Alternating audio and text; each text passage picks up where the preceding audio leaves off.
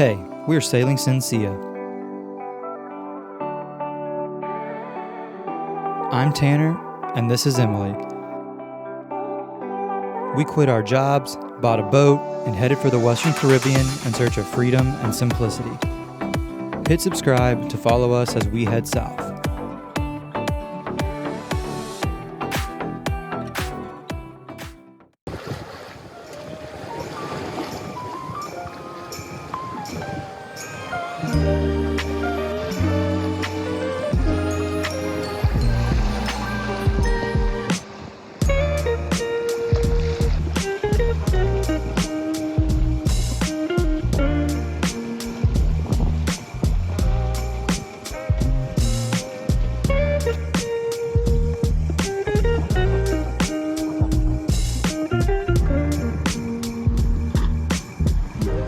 Got my mainsail out and I'm sailing pretty fast today. You crazy. We got breakers on the left, but we're telling them stay away. Yeah.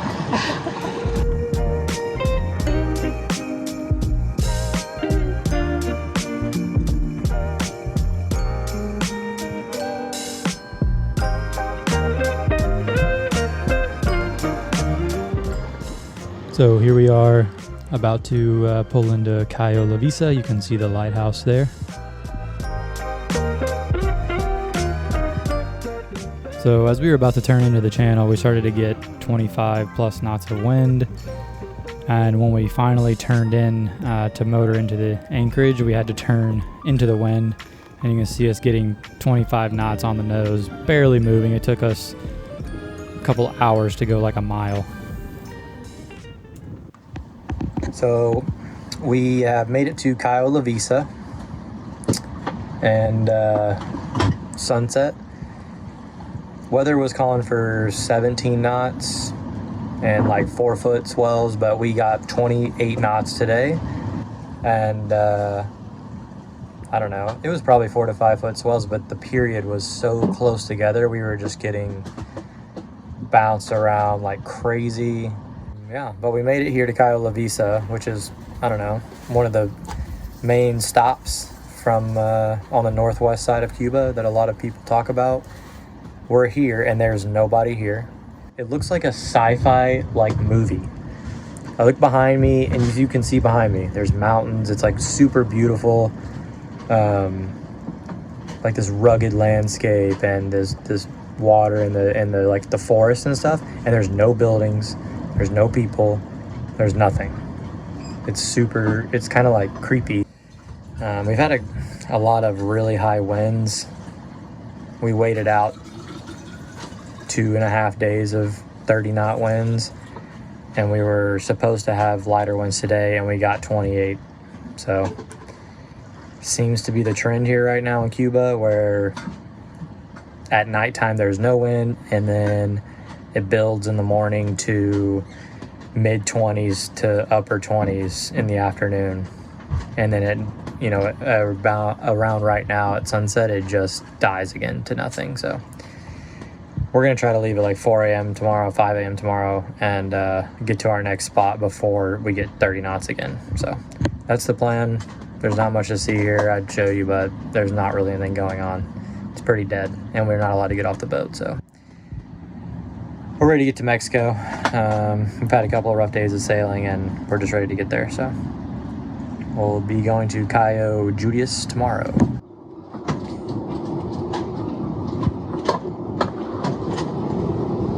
I tried to make some bread. I don't know if it worked at all.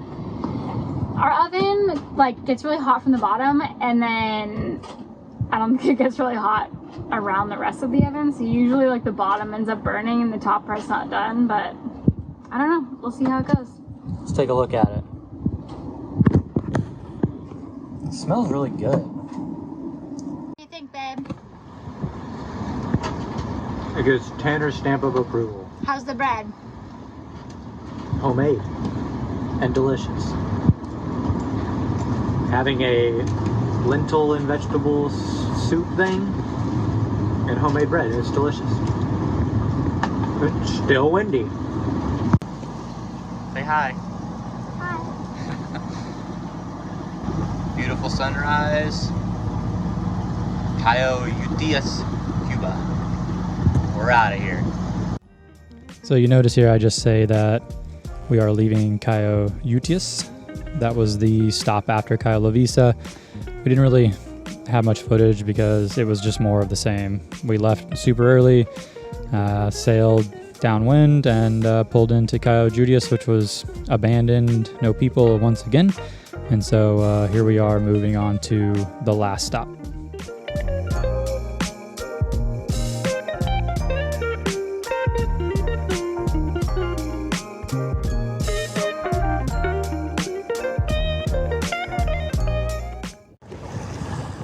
We are on our way to the last point in Cuba, kind of near Los Moros Marina, by the edge of Cuba, heading to Mexico, and it's been the most beautiful sailing day we've had so far. It's pretty incredible out here. We're just going dead downwind, about 10 knots of wind behind us, 10 to 15, and it is gorgeous. It's sunny, the water is beautiful, and we're really happy. We needed kind of a win today because it's been a bit of a stressful week with some really tough sails and a lot of wind and waves, and so we're really happy to be doing this right now and kind of resting up a little bit for our passage to Mexico tomorrow.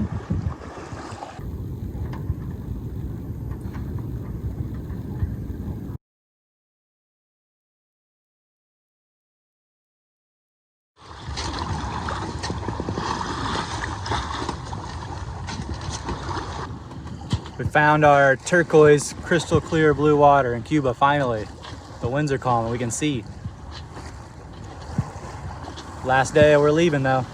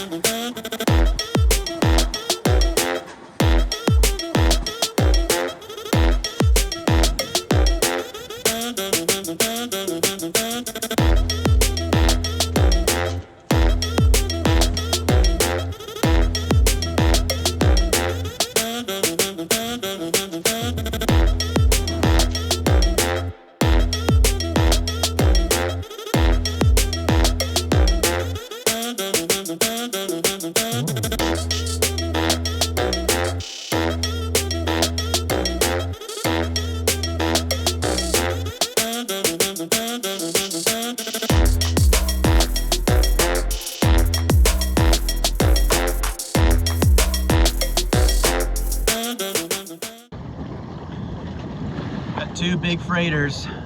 We're in a shipping zone. This guy got pretty close, but we're out of the way. Gotta turn the motor on. That was crazy.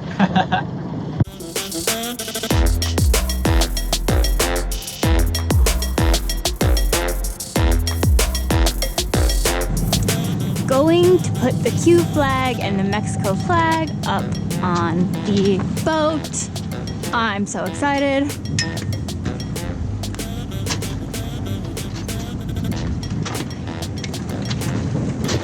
Mexico, here we come. Probably looking pretty rough. It's been a crazy couple days. We thought it was gonna take 1.5, maybe 2 days to get to where we are now, and I think it's taken like 52 hours or something crazy. But we just hoisted the Mexican flag up there, and we are probably still some ways from Isla Mujeres, but we're making decent progress now. We finally got out of the current, and we're just really happy to be almost able to hit land. So yeah, freaking can't wait. So I want to talk a little bit about why our crossing took so long. So a few days before, as you know from the videos, we were waiting out 25 knot, 30 knots, and that created a swell. That system, or those winds, moved west across the Yucatan Channel over to Mexico, and there was, you know, that picked up a significant swell. Now, when we were crossing, we had a little bit of that swell left over, and we lost the wind. We had 8 knots sometimes, and sometimes down to 3 or 4 knots, which made it very, very difficult for us to sail. So having the swell behind us and very little wind, you get picked up and down, rolling over and over again, and your sails will just backfill and slap forward, and you have no momentum, and you're basically not going anywhere. And that's when we decided that we needed to take the sails down and just motor until we got some wind, and we really didn't get any of the entire crossing. So that was the reason for us having the engine oil issue and the reason we motored so long.